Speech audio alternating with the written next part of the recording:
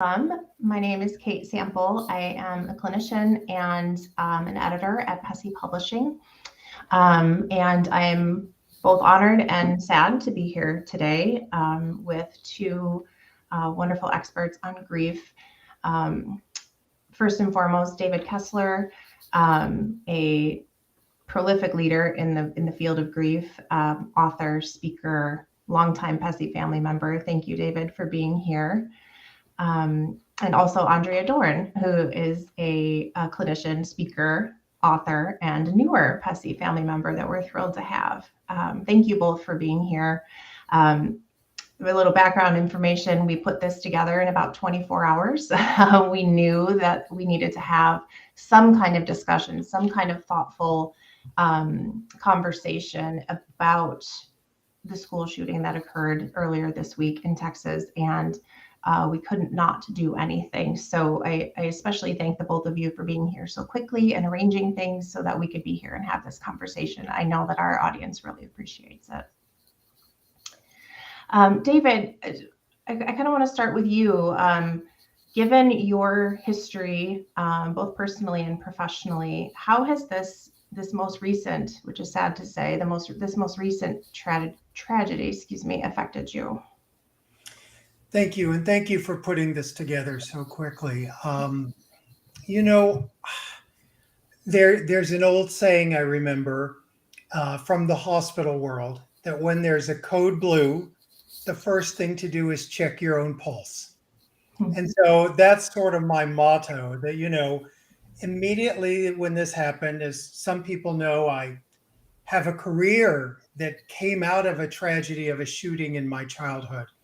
So I immediately got that flashbacks, the devastation of a shooting, what that's like. Also being a bereaved parent myself, when I started seeing parents trying to find out about their kids, oh my gosh, that really just was a punch, as you can imagine.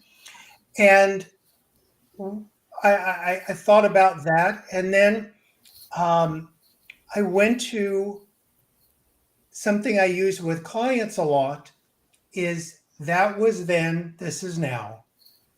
My shooting, what happened in my childhood, my son dying, all those things are feelings that need to be attended to. And there's a time and a place to attend to them. And it was also, what do I need to do professionally? That was then. This is now. I'm a professional who's going to show up and help.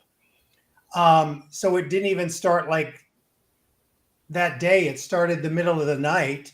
My site's grief.com. And during the night, we were turning that over, changing it. So it had tips for shootings and tips for children to really be a resource in this. We have hundreds of grief educators. We set up a program like you're doing to make sure they get tips and we respond to them. And we had a meeting with them yesterday. There was actually someone, a therapist who was at the site who came on with us. Wow. And you called, we're all sort of thinking about how can we help this community? How can we help each other? How can we help all the clinicians who are helping everyone? And then also trying to take care of ourselves in the middle of it all. Right. You're absolutely right. Andrea, what was your experience? What was your reaction initially? Well, I also want to thank you and Pessy for putting this together so quickly. I think like the rest of the nation and really world, I was really shocked. And being a mom and a psychotherapist, my first kind of concern was for all the kids and the families in the community in Texas, but really in the world. We're experiencing this far too often. And I have really young kids. They're not in school yet, but it gives me a lot of anxiety initially. My initial response was a lot of anxiety about sending my kids off to school and, considering their safety. Kind of like David was referring to as a therapist, I've got a lot of therapist tools. And so, I was able to kind of collect myself and really start to think about some of the coping skills that I know for myself. And I use for myself just a lot of psycho kind of sensorial techniques. And so it was a lot of grounding, a lot of helping myself remember that I'm safe now in this moment, checking in with my kids, snuggling them a little extra tighter, and then supporting, our community, and then also some more national communities, as I was responding, as most therapists were, to the reaction of others during this time. So I think David said it really well when, we have to sort of react ourselves, then we have to be able to take care of ourselves, and then we have to reach out to community. So right. I think both of you spoke so eloquently to the therapist experience, which is oftentimes we bypass our own experience, Right. and we want to help right away, right? yeah.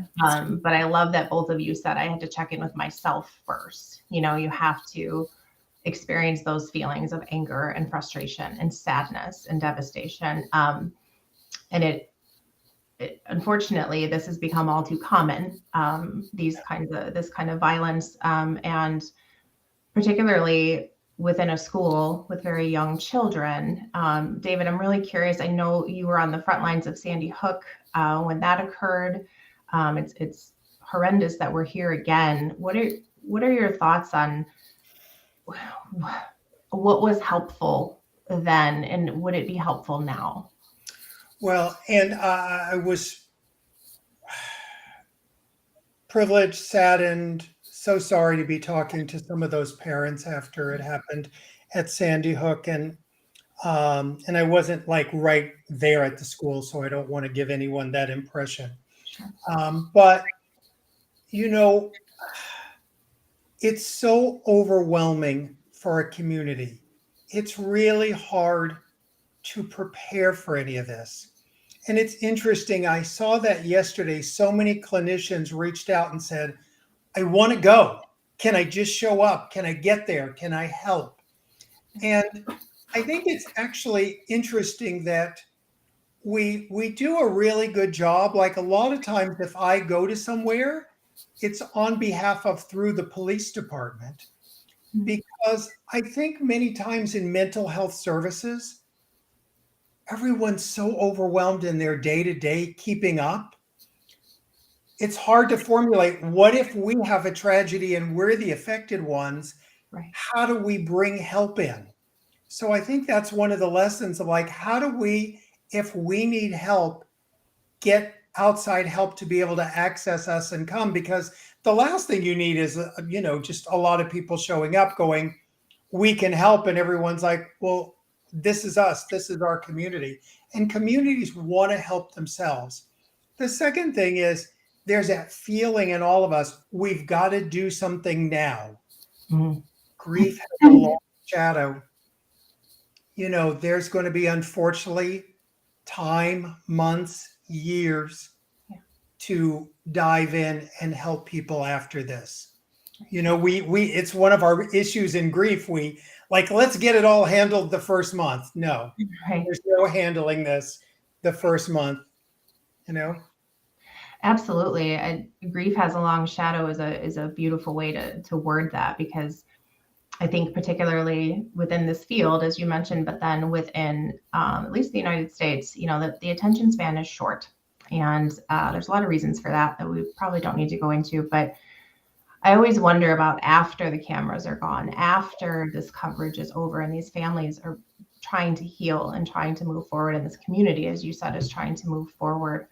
I can't imagine what that feels like. And in some ways, I'm sure there's probably a relief to have the cameras gone and the coverage, ending, so that they can focus on their healing.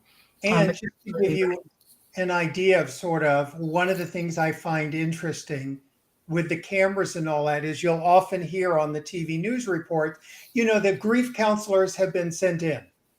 Those of us in the field know there's no grief counseling going on in these moments.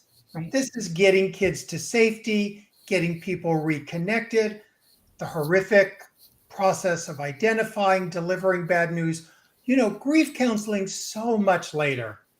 Right. You're absolutely right. Andrea, I know you specialize very much in working with children who are in grief or have experienced some kind of traumatic loss of some kind.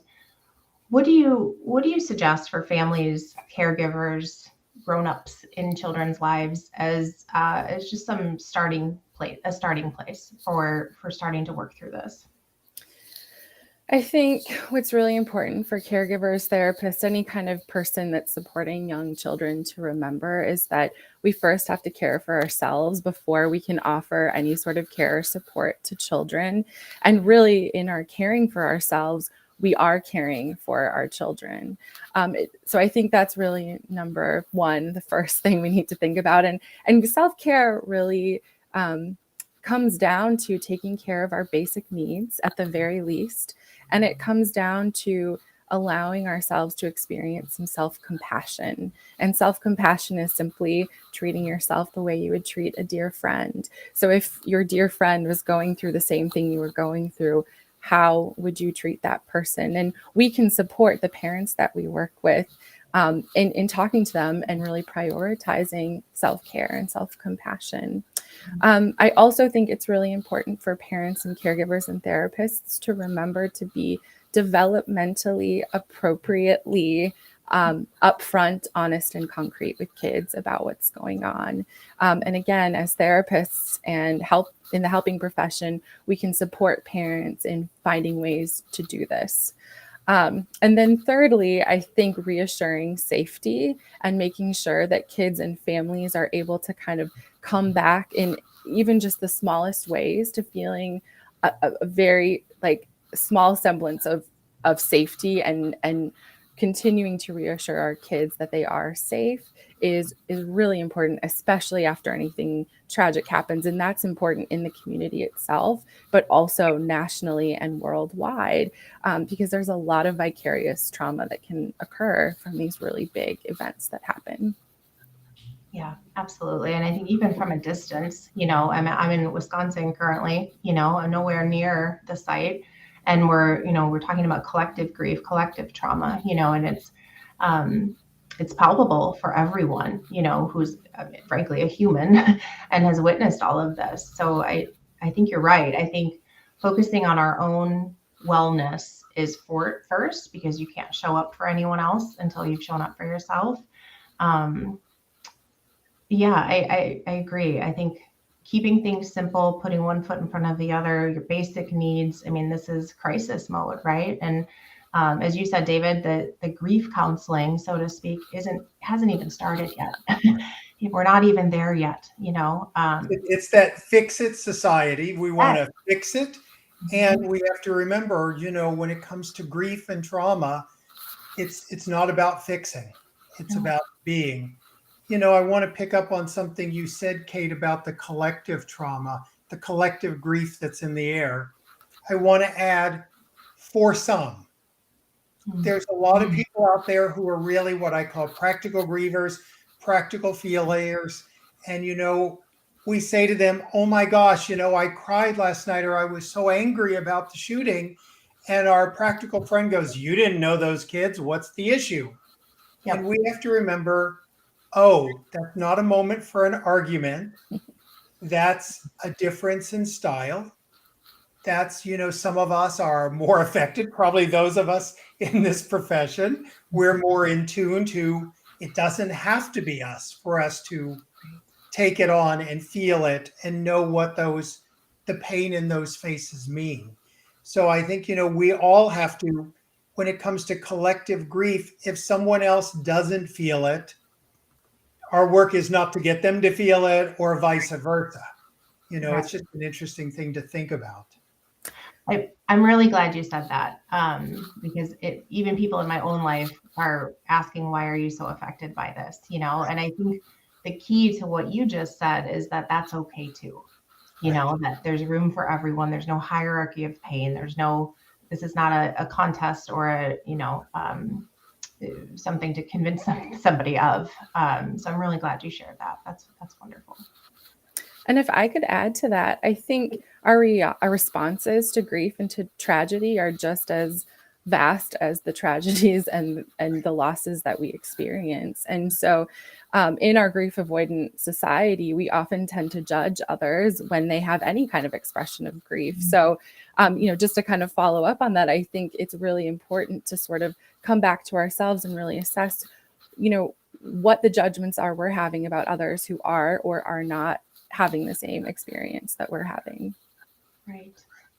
I think that extends to speculation about the shooter, speculation about the shooter's family, the victims' families, who was involved, who wasn't. We're quick to speculate, judge, and I think part of that is because we just want something that is sure, even though it's not really sure. And it's hard for us to sit in the gray and not know and not draw conclusions and not be, sure of something. So I think that's a big takeaway for me for this conversation is understanding that there's room for all reactions and all thoughts and all opinions, none more valid than another. And the complexity of it, Right. not just the political and the gun debate and all the debates in that. But I even found myself yesterday, or maybe it was the day before when it first happened, I work with so many parents who their children died as a result of bullying in the school system. And then when I heard the shooter I heard some news was possibly bullied, and that was one of the traumatized, I instantly had, oh no, bullying, and I had this compassion, and I went, wait, is there compassion for the shooter? Oh, but then what about his parents? And there's all those feelings we have, and it's a lot for all of us to unpack and think about. It is. Oh, go ahead, Audrey. No, go ahead. I was just agreeing. I was just thinking that I was reading something last night actually about this, and I don't remember who it was, said, it's okay to hold both. It's okay to hold gratitude that your family and your child is okay and that your community is safe at this moment, and sadness and profound grief and anger and all of those things. It's okay to have compassion for the shooter, the shooter's family, all of those things, and still have compassion.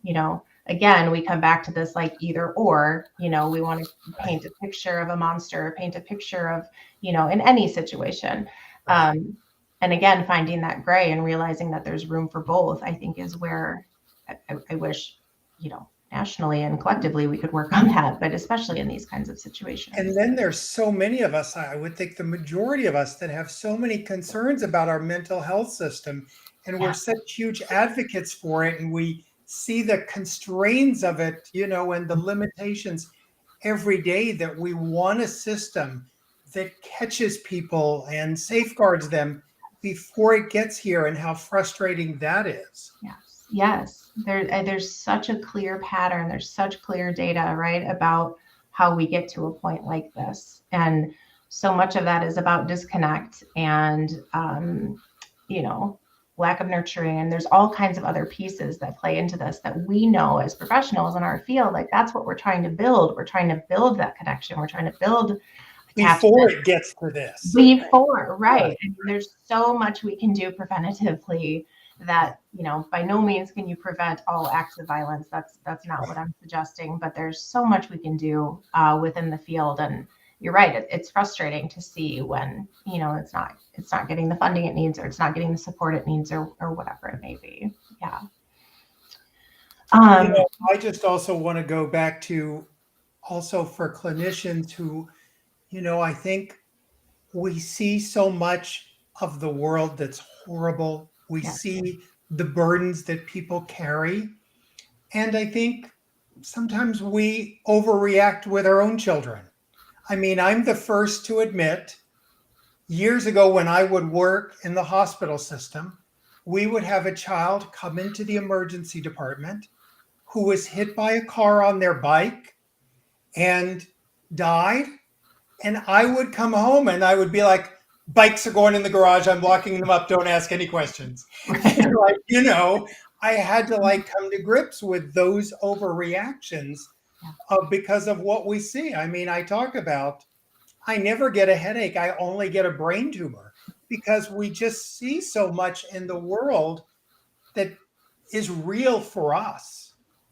And I think it's really important to note that those reactions are really normal. Though that's, again, our nervous system trying to make, right. To yes. what we're seeing, they are. Exactly. Yeah. We're trying to make sense and we're trying to protect and prepare. And so it's really normal to have those reactions. And then the healing, I think, comes from noticing, observing, and then being able to kind of ground ourselves in the truth. But I think, yeah, that's just, I mean, as you were talking, I was even thinking about my own reaction to this tragedy. I'm homeschooling my kids, immediately that was my response. And I kind of had to pull back and recognize, okay, this is coming from really my emotion mind and my fear. And so it's again, you have to just kind of pull back and assess and really notice what messages are my body and my nervous system sending me, but really also giving yourself compassion when those responses happen just naturally. You give yourself permission in that moment to go, yep, homeschooling, yep, I'm going to go there. It's okay. Do you give yourself I did not do that. Yeah. No, I will be honest. I was like, I can't homeschool my children, but it was, my first reaction. Honestly, though, that's a great technique that we teach a lot of our patients is to go there, give yourself permission to go all the way to that thought process or walk all the way through that video, and see what happens. And I think that can also be really helpful in pulling back, is allowing ourselves to go there so that we can pull back. Andrea, I'm curious. Sorry, go ahead. No, please, David, go ahead. I was curious because something I use with myself, with clients, with everyone, with my online groups is I think about, and I used it with my kids when I would put the bikes away. I would go, it's a moment to think about probable versus possible. Yes, it's possible my kids could also be hit by a car. It's possible there is a shooting, and it's not probable. So let me try to live in the probable and find where I have control in the probable, because everything can go wrong and everything's possible and we see it. So that's something I use for myself and for others. I don't know if that is kind of a concept you think about. Absolutely. Yeah, absolutely. It's when you're able to get your thinking brain back online, you can start to think, okay, well, is my reaction proportionate to the probability of this happening? I love that, Kate, when I get my thinking brain back online. I love that. Hey, I'm curious. I mean, you're a mother of a child, a young child. Mm-hmm. How was all this for you? If you don't mind me asking. No, I don't mind at all. Thank you. No, my daughter is 5.5, and I had the contradictory experience, a juxtaposition yesterday of carrying this and my fears for her. I too was going to homeschool and keep her in my pocket for the rest of her life. But then I also had her preschool graduation yesterday. So it was really this really interesting dynamic where I'm in this profound kind of sadness about all this event and where things are, and as a mental health clinician and how we can do better. And then, 20 minutes later, I'm sitting at a celebratory event for my own child. And I have to be honest, I never really got the whole young child graduation thing. I always thought it was kind of silly until it was my child. And I was sitting there, sobbing because I was so proud of her. But it was just such a conflict within me of pride and gratitude for my own child and her health, and that she's doing well and she's accomplished this thing. And then this profound sadness for families who are in a completely different place than I am for such tragic reasons. Beyond that, I think just anger. I was really angry. My first thought was like, are you not again, and this is on the heels of another violent attack the week before in Buffalo, and sadly, I also felt like, why is this so normal? Why is this another shooting, and I got real global about it. And for me, it helps to, spend some time there and think about how I can act on a bigger level, but then also come back to my corner of the world and know that that's that's where I can hold space for my child. That's where I can hold space for myself and take care of my corner of the world, because we do want to feel like we can have some sort of control over something that feels so out of our control. And where we started at talking about collective grief, I think that's the piece, is that these lives parallel our lives. I mean, after the shooting in the grocery store a week ago, I literally thought about it as I'm walking into my grocery store. Right. The pictures, I mean, I think the thing that just, I got to make sure I don't, well, if I go there now, I go there now. But just the pictures of the kids and it being end of school and them beginning to get their awards and, Right. just the parents waiting. I mean, oh gosh, it's just so brutal. And I think clinicians can easily feel so helpless. And, the things that we put up on grief.com, and I'll make sure we put them in the chat, about the grief after a shooting and grief in children. I mean, anyone watching, please use those, please share those, please rewrite them, personalize them for you and your practice. I want them to be shared, and I think we all have to be resources for one another at a moment like this. Yeah, absolutely. Absolutely. Andrea, we're going to probably wrap up here in just a couple minutes. Andrea, did you have any more thoughts that you wanted to share, or things you wanted to talk about? I think, the last thing that I would like to share is just that, in these times, we've been talking about how we feel so helpless and so powerless. And, I think a lot of healing and, being able to empower ourselves to work through this come from that dialectic that we've been talking about. There's so many dialectics here throughout this entire situation. It's such a complex situation, but two of the opposing truths that we can synthesize are that bad things can happen and we can be okay. And I think if we can support ourselves and our clients and anybody that we work with in kind of getting to that truth and realizing that the things that we have control over can help us to get to that truth, I think that's how we empower ourselves to heal. And so I don't know, I think it's very important for us to remember that dialectic as well. Mm-hmm. And I also want to say, I think even I'm so clear when it comes to this world and grief and trauma, there is no knowing it all. I think we all feel, and we're certainly undereducated in terms of, the training we had. So I'm so grateful for Pessy and authors like you, Andrea, and just, I encourage people, if you feel insecure in your work, there's great trainings out there through Pessy. I have a grief educator program. People in grief can be time intensive. We have a supplemental online group, Tender Hearts. I don't turn anyone in grief away for lack of funds. I just want to make sure clinicians really bring all they can to this in terrible times, and our heart's in the right place, but the education piece was so missing in our training. Oh, absolutely. Definitely. Absolutely. One resource that I want to share is Andrea's book, not for the purposes of selling anything, but I will say, I said it when you submitted your proposal, Andrea, I'll say it again. It is one of the best books on kids' grief that I have ever. It's endorsed by David. It's so beautiful how you wrote that book. I know they've put it in the chat so that people can find it. It's called When Someone Dies. It is published by us, but that's not my purpose here. It's a wonderful resource among many that are out there. So thank you for writing that book, Andrea. It's a beautiful book. Yeah, thank you. I think we can't have enough of them. I mean, I think that's right.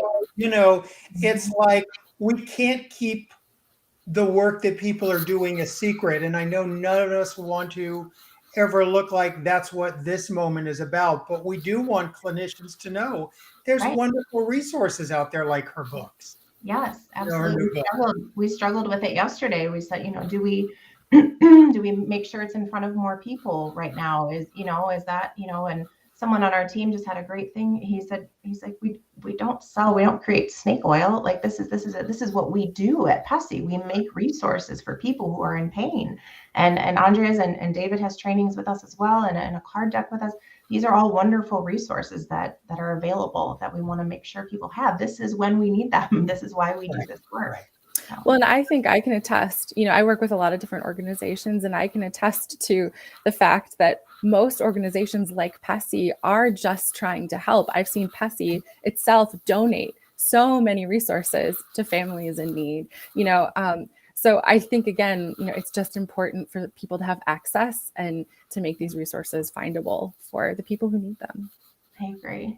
In the chat where I'm seeing, I don't know if you guys can see it, I'm seeing a ton of support, a lot of agreement, a lot of gratitude for this discussion.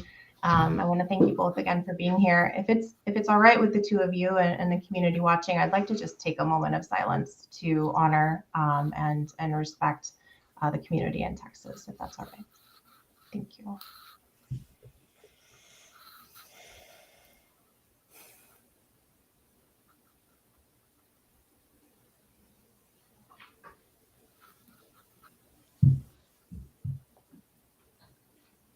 Thank you, everyone, for being here. If you are able to let people know that this is out there, we will be restreaming it, reposting it, I guess. I don't know what the word is, on all of the PESI channels. David, I imagine you'll keep yours up as well, and yours, and Andrea as well. Thank you, everyone, for being here. Andrea and David especially, thank you for pulling this together so that we could have this really important conversation. And I wish everyone peace, and I hope we can all take care of our little corner of the world. Thank you. Thank you all. Thanks so much for being here.